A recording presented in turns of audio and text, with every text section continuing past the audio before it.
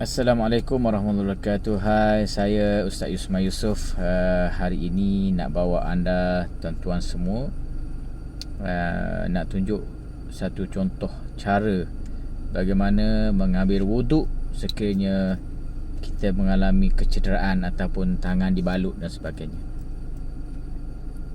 Kerana kewajipan solat itu adalah wajib, dalam keadaan apa sekalipun kita wajib solat. Inna salata kanat 'alal mu'minina kitaban mawquta. Jadi kewajipan solat itu telah ditetapkan oleh Allah SWT ke atas kita.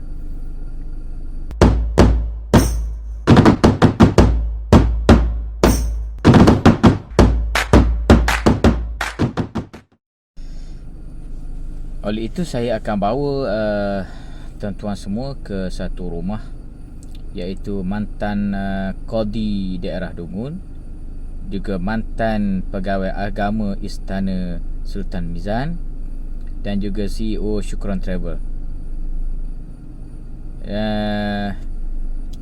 Merupakan kawan saya lah. Kawan saya ni telah tercedera tangan dia kerana menggunakan mesin, dan tangan dia sudah berbalut. Bagaimana kita nak tengok, dan dia selalu memberi ceramah berkenaan dengan bengkel solat kritikal. Jadi dia dah tercedera dan dia sendiri mengalaminya, dan berada di hospital, berada di dalam ward. Bagaimana dia mengambil wuduk dan bagaimana dia solat. Jadi jom kita pergi tengok pengalaman dia sendiri, dan mungkin akan terkena kepada siapa-siapa sahaja, kemalangan ke, sakit ke apa ke, berada di hospital, tangan tercocok, macam masuk jarum untuk masuk air dan sebagainya, ada plaster, ada simen dan sebagainya. Bagaimana kita nak ambil wuduk secara praktikalnya? Okey, jom kita pergi tengok. Okey, sekarang saya sudah sampai ke rumah yang kita nak pergi ni. Ni kebetulan hujan pula ini. Jadi kita dah sampai ke rumah saudara kita. Ini adalah kerja yang belum siap. Assalamualaikum, Ustaz. Jadi macam ni, semayang ke mana pun tak boleh kita abaikan. Tak boleh kita abaikan. Rasulullah sebutkan awwalu ma yuhasabu bihil 'abdu yaumal qiyamah as-salat. Yang pertama dan utama akan dikira oleh Allah di akhir akhirat ini ialah semayang kita. Jika sekiranya baik semayang itu, maka baiklah seluruh amalan-amalan kamu. Tapi kalau semayang kita buruk, maka buruklah seluruh amalan-amalan kita. Maknanya kalau kita puasa ke, kita haji ke, kita buat amalan-amalan lain, kalau mana baik sekalipun, tapi kalau sembahyang kita fasad, maka amalan-amalan lain tu turut sama akan fasad sama, akan buruk sama. Apa maksud fasad?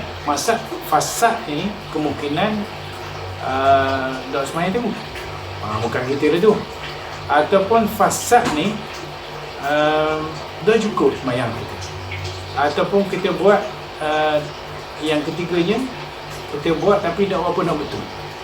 Baik, kalau tak apa nak betul tu panjang ceritanya, nanti kita cerita di hari-hari yang lain. Tapi kita boleh kira tidak cukup semayang ni, kita boleh buat perkiraan, buat perkiraan sikit.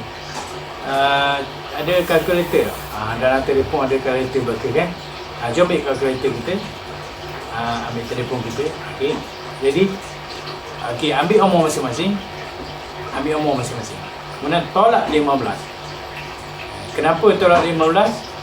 Umur sekurang-kurang balik kita. Kalau orang perempuan mungkin kaedah lain sikit dah. Tolak 15.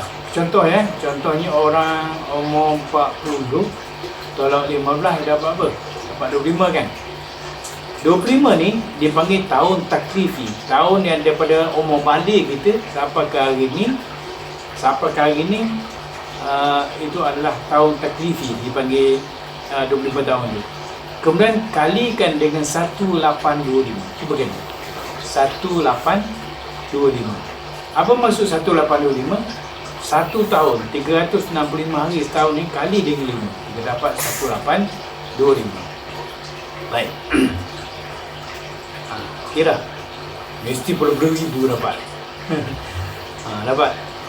Orang ada yang dapat 20,000 lebih, ada dapat 40,000 lebih, 43,000, ada 40,000, ada 80,000 je. Baik. Kalau tak cukup, bermakna kita termasuk dalam golongan hadis yang Rasulullah sebut yang tadi, wa in fasadat, bila buruk sembahyang itu maka buruklah seluruh amalan. Maknanya kalau sembahyang kita tak cukup dah dengan jumlah itu. Sudah ya cukup dah. Amat lagi mana-mana tu imam gitu kok. Mai dah ya awal cukup dah cukup. Itu dulu kata sini. Apa benda ni? Nilai ikut tu. Jadi masa kata tu mai kata umur 41 jadi baru jadi imam. Umur sebelum tu orang Terengganu kata umur belasan tahun tu balik dah tu 17 18 balik dah, tapi nano lagi masa tu. Nano ni benda maksudnya nano ni nakal. Baik. Kita ni alhamdulillah orang masjid, orang biasa semayang dah, alhamdulillah boleh semayang konsisten, boleh istiqamah semayang kita. Tapi bila kena macam ni akan banyaklah berlaku tinggal semayang. Buktinya ada satu kajian yang dibuat oleh para doktor, dan kajian ni keluar dalam surat khabar Sinar Harian 17 Mac 2014. 17 Mac. Persatuan Pembelajaran Perubatan Pasca Siswa Hospital Sultanah Nur Zahirah di sini kesal apabila hanya 20% sahaja pesakit beragama Islam menunaikan solat semasa mendapat rawatan dibuat Hospital Sultanah Nur Zahirah. 20% semayang.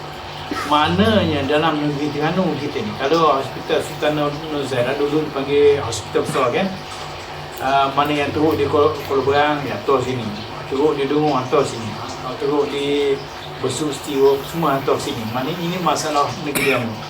Dan ini berlaku di negeri Terengganu. Saya pergi ceramah mana-mana di Kelantan, kan lebih kurang saya pergi ceramah dekat Seberang Perai, lebih kurang ya. Saya ceramah kat Johor itu, lebih kurang mungkin teruk lagi kot. Lebih kurang je. Ini masalah kita.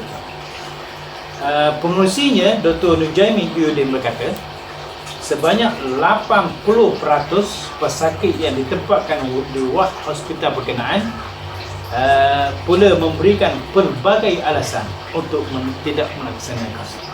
80% semayang orang putih. Saya buat kajian dalam program BSK saya. BSK ni Bengkel Solat Kritikal. Ini saya buat dekat Ilim, di Besut ataupun di masjid-masjid, mana-mana tempat saya buat BSK, Bengkel Solat Kritikal. Saya buat kajian kenapa 80%? Kenapa 20% ni sebenarnya? Kalau saya ceramah di masjid-masjid, saya sebutkan mungkin siapa 80% ada semayang tu? Mungkin ahli Korea kita, mungkin duduk kapung, ujung kapung, mungkin duduk depan masjid, masuk hospital tak semayang. Saya buat kajian, sebab apa? Rupa-rupanya semayang dalam keadaan begini, dalam keadaan kejam begini, kebetulan ini bukan lakonan ni. Ni memang saya terkena sungguh, dan ilmu tentang solat kritikal, ruksah dalam solat kritikal ni sangat penting. Ataupun kita masuk hospital, kalau tidak berbalut pun paling-paling tidak ada drip ataupun bahasa hospital Benula. Dan Benula bukan letak Benula saja, dia letak plaster lagi. Ada yang plaster besar tu, ada yang dia bubur plaster gini, asal lekat tu lah. Jadi ilmu dalam melaksanakan solat dalam keadaan begini tak banyak orang tahu. pasal masa saya duduk hospital ni, saya baru balik baru 2 hari lagi. Saya pun baru balik daripada klinik, buat dressing sikit ni. Di hospital, saya tengok seperti tengok rupa-rupanya betul. Ramai yang tengok semayang. Sebabnya ramai yang nak tahu macam mana tata cara mengambil air semayang, bersuci, bagaimana kita nak semayang dalam keadaan itu. Baik. Adakah sakit menghalang kita ataupun sakit bukan penghalang untuk kita laksanakan solat? Ada satu buku Dr. Basri tulis, sakit bukan penghalang untuk melaksanakan solat. Sebab kita kena faham bahawa apabila cukup 5 syarat wajib. Syarat wajib untuk sembahyang ada 5. Yang pertama Islam, yang kedua balik. Islam dah kita, Islam. Balik dah kita, balik. Yang ketiga berakal, berakal.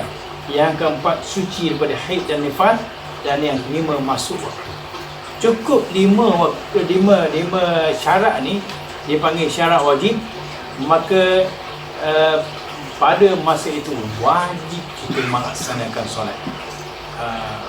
Jadi kita masuk dalam keadaan sakit ada tak?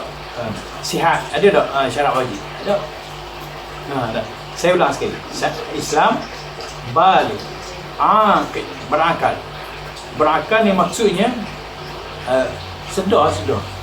Mana kalau di hospital tu yang tidak sedar dipanggil tu koma. Yang koma ni agak-agak dalam hospital, katakanlah dalam hospital tu ada 800 orang sakit. Yang koma berapa orang? Yang koma adalah lebih kurang dalam 15-20 orang gitu tau. Koma itu dia panggil tidak berakal, tidak sedar. Ada pun yang lain, kalau 800 maknanya ada 20 orang, dia 880 orang lagi, 7 atau 80 orang ni wajib melaksanakan. Mayang tak? Mayang ke tak? 80% semayang. Allah. Jadi ini satu lompang yang perlu kita ambil perhatian. Dan ustaz-ustaz, saya minta sangat ustaz-ustaz Jabat Agama ke, Yayasan Islam ke, yang mengajar masjid surah, buat program macam mana pun, didik masyarakat supaya mereka tahu bagaimana kita nak melaksanakan solat dalam keadaan begini. Baik. Saya pergi satu-satu. Dalam keadaan begini, saya tunjuk secara praktikal apa yang saya lalui selama 8 hari di ward. Kena apa-apa saya tanya lah. Lama lah belum lah. SMS. SMS. Baik, yang pertama sekali, terutama apabila saya keluar Dewan Bedah, 4 jam saya duduk di Dewan Bedah ini, keluar je, dalam keadaan kita uzur masa tu, macam mana nak buang air kecil. Nak buang air kecil masa tu tak mampu nak pergi ke tandas, terpaksa kena ambil uriner, dia panggil uriner ni, kendi tu lah, kecil dalam tu. Macam mana kita nak istinja? Ni satu. Pakcik, sebab apa pakcik dah sembahyang? Dia kata nak mayang gua ni kecil sini pakai lak dengan tisu. Bermakna dia dah faham akan cara nak istinja. Baik. Istinja maksud apa? Itu yang pertama. Baik. Sebelum tu untuk kita lebih memahami dalam soal ni, dalam keadaan sihat-sihat ada, dia ada 2 hukum yang boleh kita gunakan dalam ibadah kita. Satu dia panggil azimah. Satu azimah, yang kedua ruksah. Biasa dengar tak azimah? Bukan azimah binti Harun ni, bukan orang. Hukum akan dalam hukum syarak kita. Azimah maknanya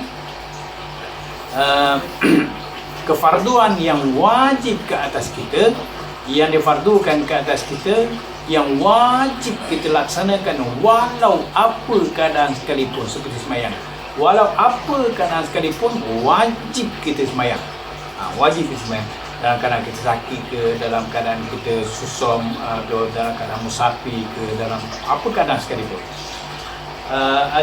Ataupun dalam keadaan kita dalam keadaan kita bertugas pun gitu, ada petugas yang agak kritikal, polis, kadang-kadang bomber lah, kemudian petugas kesihatan masa COVID hari tu, masa COVID itu frontliner kan dia keluarkan fatwa boleh menjamakkan sembahyang, itu dipanggil azimah, maknanya dalam keadaan mana sekalipun wajib dilaksanakan solat itu. Tapi dalam keadaan kita mengharungi kehidupan biasa, kadang-kadang kita berdepan dengan suasana yang kritikal, sakit, bertugas dan sebagainya, maka pada ketika itu hukum rukhsah akan mari kepada kita, iaitu hukum keringanan atau kelonggaran untuk kita melaksanakan sesuatu azimah itu jika ada apa-apa kemudaratan dan keuzuran untuk menyempurnakan ibadah kita. Baik, hari ini kita nak cerita tentang rukhsah yang boleh digunakan. Hukum rukhsah ni sebenarnya ada kalanya sunat, ada kalanya wajib, ada kalanya makruh, ada kalanya harus. Ingat, kalau misal kata rukhsah itu asalnya dia tidak wajib, tapi dalam melaksanakan ibadah semayang, kata semayang zuhur itu wajib, semayang asar itu wajib. Dalam keadaan menunaikan semayang itu, kalau tidak kita gunakan rukhsah, maka akan menyebabkan kita tertinggal semayang itu, maka pada ketika itu rukhsah itu hukumnya wajib. Ma la yatimul wajib illa fi fahuwa wajib, kaedah usul fikih. Sesuatu perkara yang tidak wajib, tapi untuk tidak sempurna sesuatu yang wajib, kecuali dengan dia, maka dia itu menjadi wajib. Hukum menjamakkan sembahyang asalnya tidak wajib, tapi itulah saja yang boleh kita gunakan untuk melaksanakan ibadah kita itu, maka hukum rukhsah itu hukumnya wajib pada ketika itu. Baik. Rukhsah yang pertama kita nak cerita hari ni apa dia? Yang pertama sekali al-istinja. Apa benda yang kita faham istinja? Orang kita faham istinja ni hak tengah dengan batu tu. Tahu? Kalau hak dengan air basuh. Dok, dua-duanya dinamakan istinja.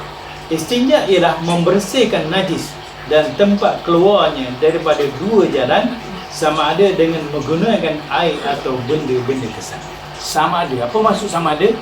Boleh sama ada menggunakan air atau, apa maksud atau? Boleh pilih, atau menggunakan benda-benda kesan. Jadi bermakna dia ada 3 peringkat lah. Yang pertama, menggunakan benda kesan, lepas tu guna air. Ini yang paling afdal. Kita tak buat sebenarnya. Apa yang kita buat ialah menggunakan kaedah yang kedua, iaitu menggunakan air sahaja. Dan yang ketiga, menggunakan benda-benda kesat sahaja. Dalam konteks kita sekarang ni, tisu lah. Tenyih ni tisu. Orang tenyih dengan batu dah ni. Lelah habis ni. Dalam keadaan kita ada air macam biasa, muka paip, bau air, lepas tu kita nak guna tisu, boleh tak? Boleh sebenarnya. Tapi kita dah buat. Dari segi hukum, boleh kita buat begitu. Baik. Dalam kes tadi, dia bawa urinal. Urinal ni macam kendi yang bekas lah, bekas kecil dalam tu dah. Kalau malu buat belakang dah. Lepas tu, kita istinjak dengan tisu. Ataupun kita nak basuh dengan air pun tak apa. Boleh masa tu. Kalau misal kata masalah guna air masa tu, guna tisu, tak ada masalah. Tapi kena belajar cara istinjak dengan tisu. Dia najis tu kena jaga jangan beri meneleh tempat lain. Yang keduanya, dia kena tangi 3 kali. Tanya sekali, 2 kali, 3 kali. Maka dianya suci lagi, menyucikan, maka boleh kita sembahyang dalam keadaan begitu. Bapa pakcik dan sayang, dia kata nak sembahyang pun nak pakai tanya tisu lah.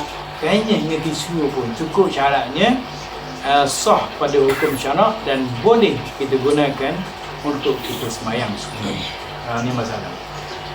Baik, rukhsah yang kedua ialah kita nak ambil wudu. Ni spray.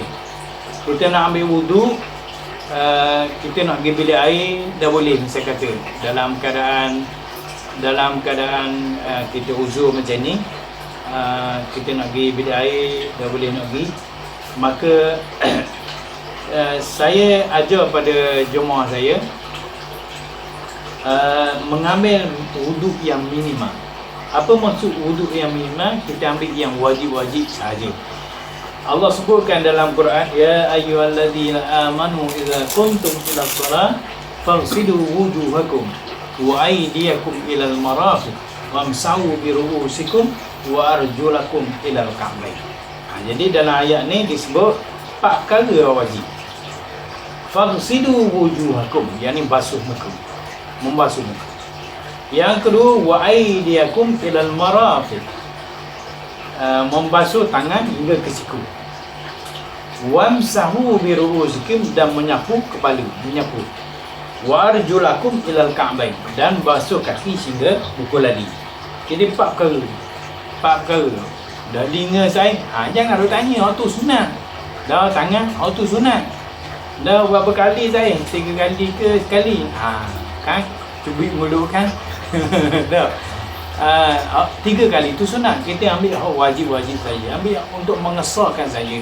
Dan kita uzur dalam keadaan kita tak uzur, tak apa, kita boleh buat macam biasa. Baik, kita nak orang ni faghsilu wujuhakum, dia basuh muka, basuh tangan, menyapu kepala, membasuh kaki. 4 ni, 3 kena basuh, 1 kena sapu. Apa beza sapu dengan membasuh? Membasuh wajib dengan air yang mengalir. Guna ingat perkataan tu, mengalir. Ada pun menyapu kepala, menyapu kepada tidak wajib dengan air yang mengalir. Bisa kata mari tu tolong saya. Tolong betul-betul lah tu. Kalau Messi pun menyapu kepala tidak wajib mengalir air tu, pakai sapu begitu saja. Ada pun membasuh muka, membasuh cuba sembuh. Membasuh dah tengok 2 kali sembuh, 3 kali sembuh, tidak mengalir dia tak? Dia kena sembuh sehingga mengalir. Cuba sembuh lagi. Mengalir lagi. Dah mengalir dah. Kita tangkap tangan kita ni, kita sapu seluruh muka kita. Kalau kita nak tambah pun boleh kita tambah. Jangan angkat tangan kita sehingga kita yakin kata sudah dikira membadi. Syaratnya mengalir air tu kan. Mengalir air tu. Tangan pun begitu juga. Cuba sembuh dah. Sekali 2-3 kali sembuh, dia tak mengalir lagi. Ni tidak mengalir. Kalau kita sapu dalam gambar ini masih tidak sah. Cuba sembuh sikit ni. Maksudnya dengan air yang sedikit banyak. Manakala kita sapu, mana tolonglah sapu. Gitu. Maknanya sudah mengalir air itu, dia sudah dikira memadai. Adapun menyapu kepala tidak wajib mengalir, tidak wajib mengalir. Adapun kaki wajib mengalir juga sebab dia membasuh. Wa arjulakum ilal ka'bayn, membasuh kaki sehingga ke buku ladi kita. Itu kalau tempat yang ada balutan macam ni. Tempat yang tidak berbalut ini wajib kita sampaikan air dengan mengalir juga. Sembuh tadi kena mengalir juga lah maksudnya. Kena mengalir. Ni tempat-tempat apa yang buku ni. Ada pun tempat yang berbalut ini dalam buku Jakim yang terbaru. Nanti saya tunjuk buku ni nanti. Sunat kita lalukan air. Kan mari kita boleh kita ambil air macam kita nak sapu kepala juga. Sunat kita lalukan air di atas balutan itu. Kalau mendatangkan mudarat, tidak perlu kita lalukan air. Sudah kira memadai. Maknanya dalam buku Jakim yang terbaru, panduan pesakit, dia panggil ini fatwa yang paling mudah sekali, iaitu tidak wajib kita tayamum tempat yang tidak berbalut, yang berbalut ni, yang tidak kena air ni. Baik, itu dipanggil wuduk minimal. Wuduk sekurang-kurang wuduk untuk untuk menyampaikan air ke anggota wuduk kita. Baik. Boleh dah? Kalau tak boleh, kena mesej mula lah. Baik, yang ketiga, saya nak cerita tentang tayamum. Orang kita ni dah berapa family, saya lagi. Ni dah ingat. Ni begitu juga. Ni apa nama ni, panggil drip, kita panggil drip, ataupun bahasa hospital panggil benulang. Ni pun kena, syaratnya kita sapukan, kita lalukan air di atas ni. Dan kalau basuh tangan gini, sembuh atas tu, dia tidak mendatangkan mudarat macam ni. Ni mudarat ni, kalau kena air, kalau kena air apa semua, dia mudarat. Kalau ni sembuh air tadi, cuba sembuh air tadi. Sembuh air tadi tidak mendatangkan mudarat. Ni apabila kita lalukan air di atasnya, sudah dikira memadai. Baik. Rukhsah yang ketiga saya nak sebutkan hari ini ialah tayamum. Sebab-sebab yang mengharuskan tayamum ada 8. Bukan kerana tak ada air je.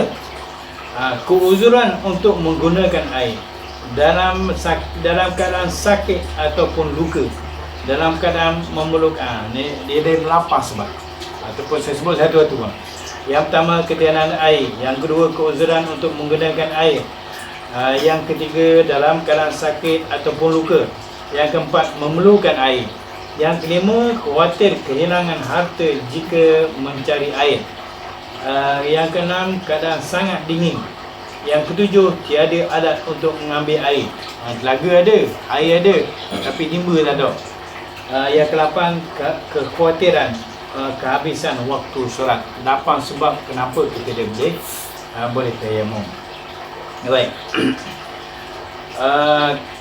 Saya nak sebutkan hari ini benda yang agak pelik bagi kita, tapi tidak pelik dalam hukum syarak kita. Kalau kita nak tayamum, perlu pada debu kan? Itu biasalah. Tapi kalau dalam keadaan tak ada debu, boleh tak kita tayamum? Boleh. Disebutkan oleh Imam An-Nawawi dalam kitab Majmu' jilid 2 surat 253. Dalam kitab Majmu'. Siapa Imam Nawawi? Ulama besar dalam mazhab Syafi'i kita.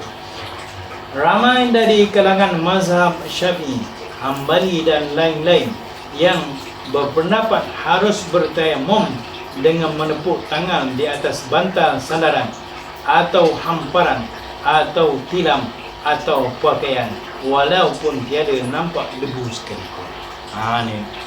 Ni bukan kita reka-reka ni. Ada orang tanya saya di satu tempat ini, orang tanya, "Ustaz, mazhab apa saya?" Kata apa tanya gitu. Itu boleh tepuk pada bantang, pada bantang, boleh tepuk pada bantang, boleh tepuk pada tilam, boleh tepuk pada dinding, pada. Ustaz, mazhab apa saya? Saya sama mazhab dengan Imam Nawawi. Imam Nawawi mazhab apa? Mazhab Syafi'i.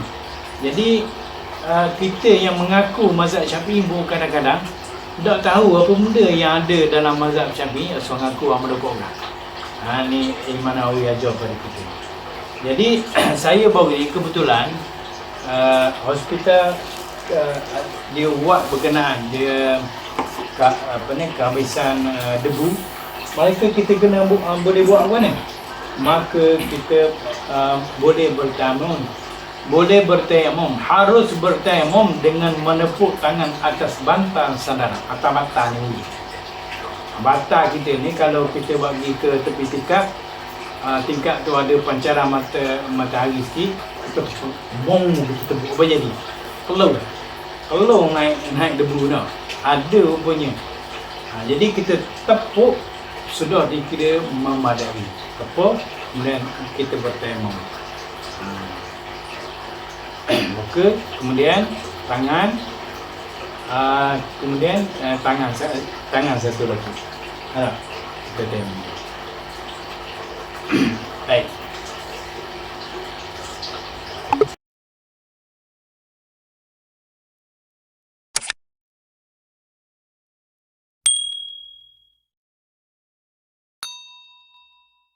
beberapa buku yang perlu ada dalam simpanan kita, terutama bila menapi suasana macam ni. Antaranya saya sebutkan tadi, sakit bukan alasan untuk meninggalkan solat, karangan Profesor Madya Dr. Basri Ibrahim Al-Ghuzal dan Dr. Burhanuddin Abdullah. Kita boleh cari, kita simpan. Satu lagi buku terbaru yang dikeluarkan oleh pihak JAKIM, Panduan Bersuci dan Bersolat bagi Pesakit, ni yang menceritakan pada muka 36. Kalau tuan-tuan ada buku ni, kalau siapa-siapa nak buku ni secara yang ada dalam internet, secara e-book, boleh mesej saya, boleh email kepada saya boleh hantarkan. Antaranya email saya nanti akan ada ni Anwar, ni email saya ataupun nombor telefon saya ni, atau mesej boleh apa dah, atau mesej nombor ni. Lepas tu saya akan balas dan hantarkan dalam bentuk PDF, dalam format PDF. Buku ni sangat penting. Ini adalah fatwa-fatwa terbaru tentang panduan bersuci dan bersolat bagi sakit. Sangat penting. Maknanya kalau sebelum ni kita belajar, kalau berbalut macam ni, wajib kita ambil air sembahyang, dan tempat yang tidak kena air anggota wuduk ni, wajib kita tayamum. Kemudian bila balik nanti, wajib kita qada sembahyang sebelum ni. Dalam ni contohnya, kalau berbalut di bahagian tangan pada muka 36,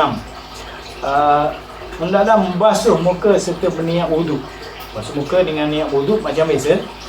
Basuh tangan yang boleh dikenakan air sehingga ke siku. Tempat yang yang boleh dikenakan air sehingga ke siku. Kemudian sapu air di atas pembalut. Kan? Mana tak perlu kita nak tayamum dah. Sapu air di atas pembalut. Sapu tu isyarat sajalah. Jika mendatangkan mudarat, tidak perlu disapu. Jika mendatangkan mudarat, misalnya kata kalau kita sapu ni air masuk dalam tu mendatangkan mudarat pada luka kita, maka tidak perlu disapu. Kemudian sempurnakan wuduk dengan menyapu air pada kepala. Sapu air pada kepala, membasuh kaki hingga buku lali. Solat yang dilakukan itu tidak perlu diulang. Tak perlu qada balik, tak perlu diulang balik. Jadi misal kata kalau setengah orang yang kecederaan besar, sebulan, 2 bulan, 3 bulan, dia 3 bulan duduk di ward, balik 3 bulan nak ulang balik semayang tu, nak qada balik semayang tu. Maknanya kalau kita kira 3 bulan berapa puluh ratus semayang kita kena ulang balik, dah mampu kita. Jadi dalam fatwa terbaru dalam buku ni dikeluarkan oleh pihak JAKIM, dan kalau JAKIM keluarkan, dia ada pihak kajian syariah dia apa, memang lengkap lah. Dan buku ni diedarkan oleh Yayasan Taqwa Wilayah Persekutuan di bawah Majlis Agama Islam di wilayah Persekutuan. Boleh cari dalam buku ni. Tapi tu macam saya kata tadi, kalau nak boleh saya hantar dalam bentuk PDF. Ada satu buku lagi yang saya cerita tentang ni, apa yang saya nak cerita tentang apa nama ni, tentang tayamum yang kita berhenti tadi dah. Kita berikat tayamum tadi kan. Jadi dalam bab tayamum tu, dia dalam buku ni asalnya tesis master sahabat saya Muhammad Nurul Huda Razali Al-Madani dengan Profesor Dr. Basri Ibrahim juga. Kalau ianya tesis master, mana memang boleh dipercayai, mana sumber-sumbernya, nota kakinya boleh dipercayai dan diakui oleh para profesor dan doktor, dan boleh kita jadikan panduan. Jadi saya ambil tadi harus bertayamum dengan menepuk tangan di atas sandaran, bantal sandaran atau hamparan atau tidak. Ambil dalam buku ni pada muka surat 115. Saya ambil dalam buku ni. Baik, kita sambung dekat kita berhenti tadi tentang bab tayamum ni agak sensitif orang kita ni. Tak biasa orang kita buat. Amar radhiyallahu anhu satu hari dia hantar oleh Rasulullah sallallahu alaihi wasallam pergi ke satu tempat, kemudian dia berhadap dalam satu hadis yang panjang. Ini ada dalam buku ni juga. Dalam buku ni disebutkan, jadi Ammar kata aku berguling di atas dalam debu seperti binatang berguling. Aku balik ke Madinah, cerita pada Rasulullah senyum. Ammar, orang buat gitu, orang buat begini. Jadi Rasulullah ajar pada Ammar dalam hadis yang panjang ini. Nanti hadis tu dimasukkan di sini, kita boleh tengok sama-sama. Ada beberapa isu tentang tayamum ni yang kadang-kadang kita tak beri perhatian.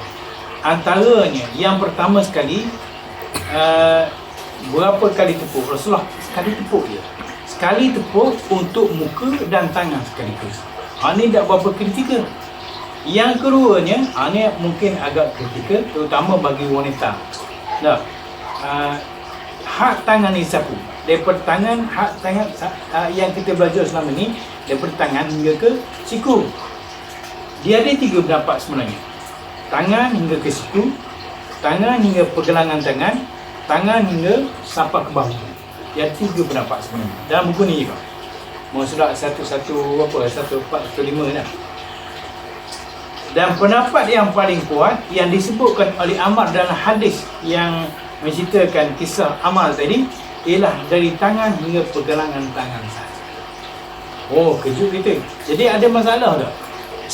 Misal kata orang perempuan nak tayamum, ada masalah tak? Tak ada masalah. Dari segi aurat tak ada masalah. Jadi bila ditepuk je sebelah tangan kan, tayamum sebelah tangan. Tepuk sekali lagi, nak sekali tepuk, 2 kali tepuk ke, tak ada macam masalah. Tepuk sekali lagi daripada tangan hingga pergelangan tangan sahaja. Masalah aurat ada masalah? Tak ada masalah bagi wanita. Sampai pergelangan tangan saja. Ini pendapat yang paling kuat mengikut dalam buku. Bacalah buku ni. Jadilah buku ni sebagai panuan kepada kita, seperti mana yang buku-buku yang saya sebutkan tadi. Ini membantu kita dalam suasana yang macam ni. Bila saya kena begini, maknanya ilmu yang ada dalam ni sangat membantu saya. Baik. Kemudian yang ketiganya, adakah tayamum itu mengangkat hadas? Selama ni kita dah belajar tayamum itu hanya sekadar mengharuskan ibadah. Maknanya kalau kena semayang, nak semayang 2 fardu, maknanya kita kena tayamum 2 kali. Ada pun dalam surat 116, adakah tayamum boleh mengangkat hadas? Maka ada dua pandangan ulama. Pandangan yang pertama ialah tayamum tidak mengangkat hadas, maka dua kali kena tayamum untuk melaksanakan 2 fardu kan. Kemudian tayamum boleh mengangkat hadas kerana ia merupakan perbuatan untuk mengharuskan solat. Pendapat ini adalah pendapat Imam Abu Hanifah. Bukan sembarang orang. Imam Abu Hanifah, Imam Hanafi dan Abu Abbas As-Suraj. Golongan ini berdalilkan firman Allah dengan ayat surah Al-Ma'idah ayat 8.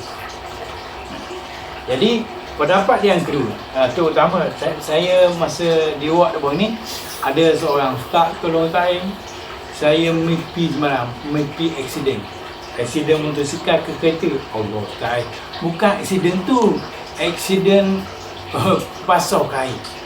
Oh, aksiden tu mana dia berhadap Zat. Dia dalam keadaan kaki tergantung gitu, dengan tangan tergantung, nak pergi mandi kau ni. nama ni hadas. Jadi apa yang boleh dia buat ialah dia boleh bertayamum, mengambil pendapat Imam Abu Hanifah, tayamum boleh mengangkat hadas. Jadi mengangkat hadas dengan tayamum tu.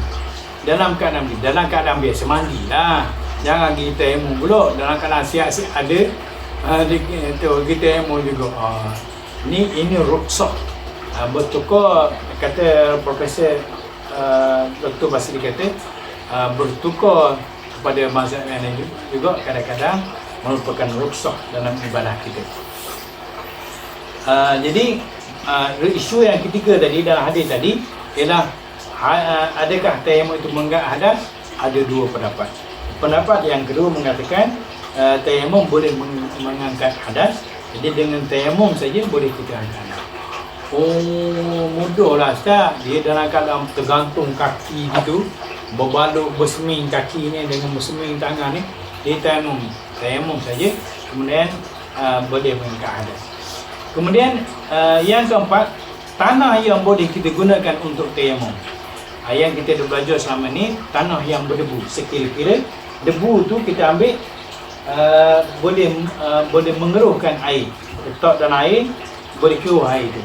Yang kedua, semua jenis yang berasal daripada tanah. Ini ada 3 pendapat ulama dalam buku ni kan, buku ni. Semua jenis yang berasal dari tanah, pasir, batu, saji, pokok, boleh belaka. Itu pendapat yang kedua.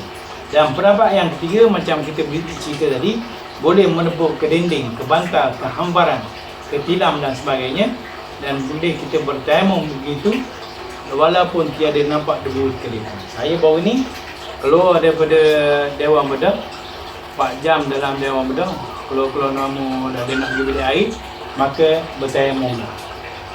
Kebetulannya debu tayamum musim ni tak berapa nak ada debu tu, jadi kita tepuk pada tilam, pada bantal, saja aku tayamum kau nak Allah. Tepuk sekali lagi, ataupun sekali tepuk tak apa, daripada tangan hingga pergelangan tangan sahaja. Tepuk sekali lagi untuk tangan satu. Kalau dia tak boleh tayamum sendiri tak? Ya. Dia tak boleh bertayamum Itu sendiri. saya akan cerita kejap lagi dalam kitab ni. Baik. Kesal tu tak? Jadi kita tayamum boleh sembahyang. Dan sembahyang itu dalam sebut ni dan kita ni sebut, dan sembahyang yang dilakukan itu tidak perlu diulang lagi. Tak perlu ulang. Sudah dikira sah. Baik. 2 isu lagi saya sebut ialah bersentuh laki-laki dengan perempuan. Dalam keadaan begini,